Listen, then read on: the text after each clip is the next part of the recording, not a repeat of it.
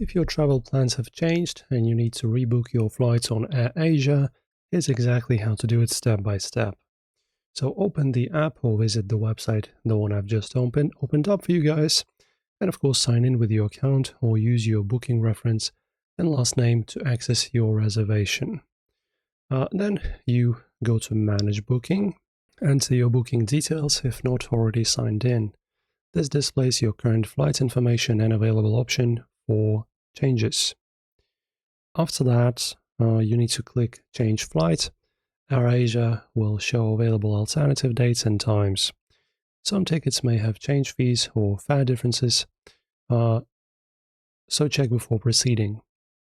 Then choose New Dates. Select your preferred new flight and confirm the changes. Review any fare difference and applicable service fees that may apply. Also, if new flight is more expensive, you'll need to pay the fare difference and any change fees. Enter your payment details and finalize the rebooking.